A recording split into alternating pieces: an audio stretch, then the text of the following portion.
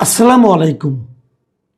প্রিয় দর্শক, দেশে আলোচনা, যদি রাজনীতির আলোচনা বলি, এখন আলোচনা আসছে স্থানীয় সরকার নির্বাচন নিয়ে। মানে এই যে বিভিন্ন সিটি কর্পোরেশন, উপজেলা, তারপরে আপনার পৌরসভা, ইউনিয়ন পরিষদ, এসব নির্বাচন নিয়ে আলোচনা হচ্ছে। এটা আসলে আমার বিবেচনায় আরও অনেক আগেই হওয়া উচিত ছিল।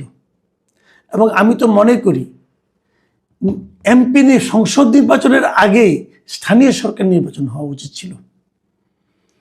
দুটো কারণে উচিত ছিল। প্রথমত, স্থানীয় সরকার নির্বাচনটা ধাপে ধাপে হয়, একবারে বড় করে হয় না। কাজেই ছোট ছোট করে হলে নির্বাচন কমিশনের সক্ষমতাটা আমরা ওখানে বুঝতে পারতাম। এই নির্বাচন কমিশনকে কিন্তু আমি খুব একটা সফল নির্বাচন কমিশন মনে করি না।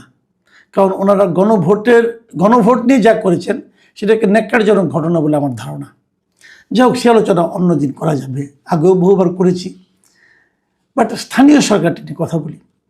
তো স্থানীয় সরকার নির্বাচনটা আগেই করা উচিত ছিল, করা হয়নি।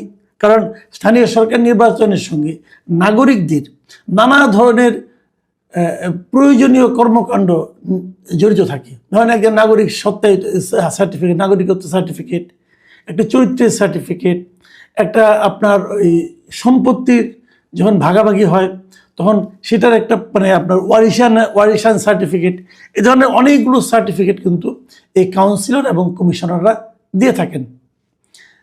সিটি কর্পোরেশন, ইউনিয়ন পরিষদ অথবা আপনার পৌরসভা, এগুলোতে এগুলো থাকে। তো সেটা খুব জরুরি। পৃথিবীর যত সভ্য দেশ আছে এবং যে সমস্ত জায়গায় জনগণের আপনার ক্ষমতাটাকে জরুরি গুরুত্বপূর্ণ দেওয়া হয়, সে সমস্ত দেশে কিন্তু স্থানীয় সরকার খুবই শক্তিশালী থাকে। এবং বিভিন্ন এলাকায় আমাদের এখানে যেমন উন্নয়ন কর্মকাণ্ড মানে হলো যে এমপিদের একটা একতন্ত্র, এমপিরাই সেখানে রাজা, এমপিরা যা বলবে তাই হবে। স্থানীয় সরকার শক্তিশালী হলে পরে এমপিদের সেই দৌরাত্ম্যটা আর থাকে না, এবং সেটা থাকা উচিত নয়। কারণ এমপিরা তো পার্লামেন্ট মেম্বার, তারা স্থানীয় পর্যায়ের উন্নয়নে কেন তাদের ভূমিকা থাকতে হবে? এখানে ভূমিকা থাকবে স্থানীয় সরকারের, যেমন উপজেলার চেয়ারম্যান, পৌরসভার মেয়র, তাদের। এমপিরা মতামত দিতে পারে, এমপিরা কোনো রকম খারাপ হলে পরে জনগণের কথা শুনে তা সে নিয়ে সংসদে তুলতে পারে, আলোচনা করতে পারে। কিন্তু কোনটা কাজটা কাকে দিতে হবে, কী কাজ করতে হবে, এগুলো এমপি দেখার ব্যাপার হওয়া উচিত না বলে আমি মনে করি। যাই হোক, সরকার বিএনপি চায়নি স্থানীয় সরকার, বিএনপি নির্বাচনের পরে চেয়েছে। তারা ভেবেছে নির্বাচনের পরে হলে তাদের সুবিধা হবে। ঠিক আছে, এখন সেভাবেই হয়তো হবে, কিন্তু কবে হবে সেটা বড় কঠিন এই কারণে। এক্ষেত্রে বিএনপির একটা ভূমিকা আমার একদমই পছন্দ হয়নি। সেটা হলো, তারা ক্ষমতায় আসার পর মানে সংসদ নির্বাচনের পরপরই তারা এসে প্রথমে যেটা হলো 2 দফায় দেশের 11টি সিটি কর্পোরেশনে দলীয় ব্যক্তিকে, তাদের দলের ব্যক্তিকে মানে প্রশাসক হিসেবে নিয়োগ দিয়েছে।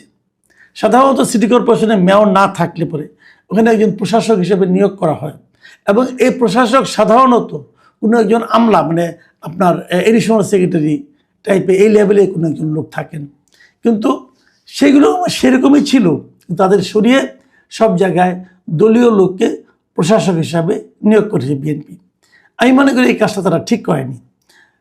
এরপরে আবার তারা যেটা করেছে সেটা হলো, প্রত্যেকটা জেলা পরিষদের যিনি প্রশাসক হবেন সেখানেও তারা তাদের দলীয় লোককে নিয়োগ দিয়েছে।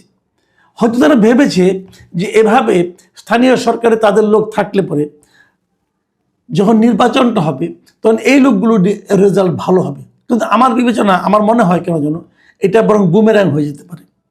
বুমেরাং হবে কারণ তারা তো এই অল্প সময়ে 1-1.5 বছরে অথবা 6 মাসে তারা তো তেমন কোনো কাজ দেখাতে পারবে না।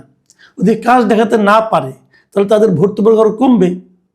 কাজে এটা কেন বিএনপি করেছে আমি বলতে পারবো না, কিন্তু সেটাও কথা না। কথা হলো নির্বাচনটা হতে যাচ্ছে, এবং এই নির্বাচনটা কবে হবে ধারণা করা হয় এই বছর ডিসেম্বরে অথবা ওই সময় আশেপাশে হবে নির্বাচন। মানে তারা ক্ষমতায় আসা 7-8 মাস অথবা 6 মাস পর থেকে হয়তো হবে। কিন্তু আজকে এই আলোচনাটা করলাম এই কারণে যে জামাতে ইসলাম যেমন তাদের এমপি নির্বাচনের অনেক আগেই তাদের প্রার্থী তালিকা তৈরি করে ফেলেছিল, যে কোথায় কে প্রার্থী হবে তারা নিজেরা ঠিক করে ফেলেছিল। এক্ষেত্রেও তারা কিন্তু তাদের সিটি কর্পোরেশনে মেয়র কারা হবেন সেটা তারা ঠিক করে ফেলেছে। আমি এই জায়গায় এসে একটু জামাতের প্রশংসাই করতে চাই। আমি চাই এই কারণে, দেখেন এই যে মহিলা এমপি নির্বাচন হলো, বিএনপি থেকে তারা নির্বাচন করেছে, যে বিএনপি থেকে যে মহিলা এমপিগুলি হয়েছে তাদের জন্য আপনি ভাবেন প্রায় 1,500-2,000-এর মতো লোক কিন্তু আবেদন করেছে। মানে এত বিশাল লোক থেকে বিএনপিকে বেছে নিতে হয়েছে যে তারা কাকে মহিলা এমপি বানাবে, এবং এটা নিয়ে ধাক্কাধাক্কি, ধরাধরি, এরে ধরে তারে ধরে নানা রকম, এটা নিয়ে নানা রকম স্ক্যান্ডালও হয়েছে, কিন্তু যা কখনোই বিএনপি করে না এমন লোকও কিন্তু মহিলা এমপি হয়ে গেছেন। যারা মহিলা এমপি হওয়ার জন্য অনেক দিন ধরে আশায় ছিলেন তারা হতাশ হয়েছেন। যারা দীর্ঘদিন ধরে রাজনীতি করেছেন, অনেক ত্যাগ স্বীকার করেছেন, তারা হতাশ হয়েছেন। কিন্তু এর বিপরীতে দেখেন জামাত কি করেছে। জামাতের কারা মহিলা এমপি হবেন এটা নিয়ে কোনো আলোচনা নাই। জামাতের মহিলা এমপিদের কোনো আবেদন করতে হয় নাই, কোনো কিছু জামাত তার কমিটি বসে তারা ঠিক করে দিয়েছেন যে কারা কারা মহিলা এমপি হবেন। এটা নিয়ে কোনো বাদ প্রতিবাদ নাই, কেউ দল ছেড়ে চলে যায় নাই, কেউ অভিমান করে দুইটা কথা বলে নাই। তো আমি একটা জিনিস বুঝি না, সেই জিনিসটা হলো বিএনপি তো যাদেরকে মহিলা এমপি হিসেবে ওনারা মনোনয়ন দিয়েছেন সেহেতু বিএনপির সেন্ট্রাল কমিটি বসেই অথবা নির্বাচন পরিচালনা কমিটি বসেই তো এইটা মনোনয়নটা দিয়েছেন। তারা যদি জানেনি কাকে মনোনয়ন দিবেন তাহলে সবার কাছ থেকে আবার ওই 50,000 টাকা 52,000 টাকা নিয়ে আবেদন করতে বলা কেন? এটা কি ফান্ড সংগ্রহের একটা পদ্ধতি? এটা খুব প্রয়োজনীয় ছিল কি? তো এই যে বিষয়গুলি না আমার বিবেচনায় এগুলি রাজনৈতিক দুর্বলতা হিসেবে মানুষের সামনে কিন্তু এসে যায়। আমি এই জন্যই এর সঙ্গে আমি জামাতে ইসলামের তুলনা করলাম যে জামাতে ইসলামের প্রার্থী দিয়ে কিন্তু কোনো হইচই হয় না। তাদের মধ্যে বলে না একটা পোস্টের জন্য তাদের এখানে 20 জন 10 জন কিন্তু প্রার্থী আসে না, মনোনয়নপত্র কেনারও কোনো ঝামেলা থাকে না। তারা নিজেরাই ঠিক করে যে আমরা কাকে দেব কাকে দেব না। সবাইকে আমরা চিনি, দলের জন্য কার কি ভূমিকা আছে তাদেরকে তারা মনোনয়ন দিয়ে দেয়। এক্ষেত্রেও এই যে সামনে স্থানীয় সরকার নির্বাচন হবে, তারা কিন্তু সিটি কর্পোরেশনগুলোতে কাদের কাদের নিয়োগ দিবে, এই মনোনয়ন দিবে সেটা তারা এরই মধ্যে ঠিক করে ফেলেছে। আমরা প্রথম জানতাম যে ঢাকা দক্ষিণে সাদিক ক্যাম্পকে দেওয়া হবে, সেটা তো ঠিকই আছে। সাদিক ক্যাম্প ঢাকা বিশ্ববিদ্যালয়ের ভিপি, এবং বলা হচ্ছে যখন নির্বাচনটা হবে গত বছর 25-এ কিন্তু সেপ্টেম্বরে ইলেকশনটা হয়েছিল, তার মানে ডাকসুর মেয়াদ তো 1 বছর, তাহলে 26শে সেপ্টেম্বরে মেয়াদ শেষ হয়ে যাবে, তার ছাত্রত্ব শেষ হবে, তো তাকে দেওয়া যাবে। এবং এরকমভাবে চট্টগ্রামে, নারায়ণগঞ্জে, গাজীপুরে, হ্যাঁ, এগুলিতে তারা কিন্তু অলরেডি তাদের প্রার্থী ঠিক করে ফেলেছে। মজার ব্যাপার হলো এই প্রার্থীদের দিকে তাকালে একটা জিনিস কিন্তু স্পষ্ট হয়ে যাচ্ছে, সেটা হলো জামাত কিন্তু এই প্রার্থী নির্বাচনের ক্ষেত্রে তরুণদের উপর নির্ভর করেছে। একদম তরুণ যারা, যেমন সাদিক ক্যাম্প এখনো মাত্র ছাত্রত্ব শেষ হবে, তাকে দিয়েছে। প্রত্যেকটা জায়গায় আমি ওদের কয়েকজনের ছবি দেখলাম, এবং ছবিগুলো দেখলে বোঝা যায় তাদের ম্যাক্সিমামেরই চুল দাড়ি কিছুই পাকেনি। তো এটা তরুণদের উপরে যে নির্ভরতা, এটা কেন? এটা আমার কাছে দুটো কারণে মনে হয়। প্রথমত কারণ হলো যে তারা কিন্তু জাতীয় নির্বাচনে একটা তরুণদের একটা প্রতিনিধিত্ব রাখার জন্য তারা কিন্তু এনসিপির সঙ্গে একটা নির্বাচনী জোট করেছিল, এবং সেই জোট করে জামাতের খুব একটা লাভ হয়েছে বলে আমার কাছে মনে হয় না, বরং এনসিপির কিছু লাভ হয়েছে।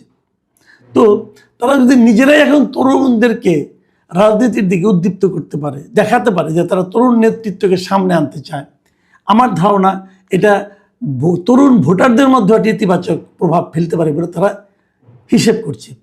এই হিসাবটা ভালো কি মন্দ হয়তো ইলেকশনের পরে টের পাওয়া যাবে, কিন্তু আমি নির্দ্বিধায় বলতে পারি জামাত যদি তাদের তরুণ নেতৃত্বকে এই নির্বাচনে মনোনয়ন দেয়, মানে স্থানীয় সরকার নির্বাচনে, সেটা কিন্তু এনসিপির জন্য খুবই বেদনাদায়ক একটা ঘটনা হবে। কারণ আপনারা জানেন এর মধ্যে এনসিপির বিখ্যাত নেতা, খুবই আলোচিত নেতা আসিফ মাহমুদ সজীব ভুইয়া, তিনি ঢাকা দক্ষিণ থেকে নির্বাচন করবেন বলে ঘোষণা দিয়ে ফেলেছেন।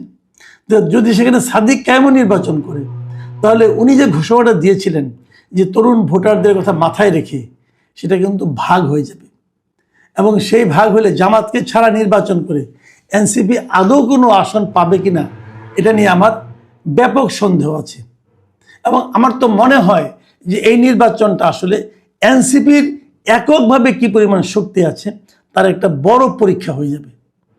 এবং সেই পরীক্ষা দেখে কীভাবে আমি জানি না, কারণ এনসিপি আবার এরই মধ্যে কিন্তু ব্যাপক প্রস্তুতিও নিয়েছে যে তারা প্রমাণ করতে চাচ্ছে তারা একা পারবে। কিন্তু এনসিপির অধিকাংশ নেতাদের আমার মনে হয়, যারা বিশেষ করে যারা নাকি ইলেকশন করতে চান, তাদের মধ্যে একটা আকাঙ্ক্ষা আছে যেন তারা জামাতের সঙ্গে মিলে জোটবদ্ধভাবে করতে পারেন। এবং বিভিন্ন পত্রিকা যা পড়লাম আমি, সেখানে জামাতের নেতৃবৃন্দের বক্তব্য হলো তারাও এবার দেখতে চান যে তারা একা একা কত দূর যেতে পারেন। কারণ বিগত নির্বাচনে জামাত অনেক ভোট পেয়েছে, সেই ভোট পাওয়ার কারণে তাদের মধ্যে আত্মবিশ্বাস তৈরি হয়েছে, হয়তো আগামী স্থানীয় সরকার নির্বাচনে তারা খুব ভালো করবে। কিন্তু ভালো মন্দ যাই হোক, বিএনপির তো প্রচুর ভোট আছে, ভালো মন্দ যেটাই হোক, আমার কথা হলো আমরা চাই স্থানীয় সরকার নির্বাচনটা দ্রুত হয়ে যাক, এটা যেমন একটা চাওয়া। আবার দ্বিতীয়ত চাই যে জামাত যেরকম কোনো রকম হইচই ছাড়া